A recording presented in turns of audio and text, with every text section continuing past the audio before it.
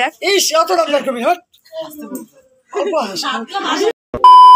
Hello friend, welcome back to my channel. মুভিশের চ্যানেলে সবাইকে আরও একবার স্বাগত। তো আজকে তোমাদের সাথে শেয়ার করব আমার দাদার বোনের ছোট্ট একটা ভিডিও। আজকে বিয়ে করে বউ নিয়ে বাড়ি এসেছে। তো আমরা আজকে অনেক এনজয় করেছি। বউ নিয়ে আসার থেকে রাস্তার থেকে একদম গাড়ি থেকে নেমে নাচা শুরু করে দিয়েছি বাড়ি অবধি। চলো দেখতে।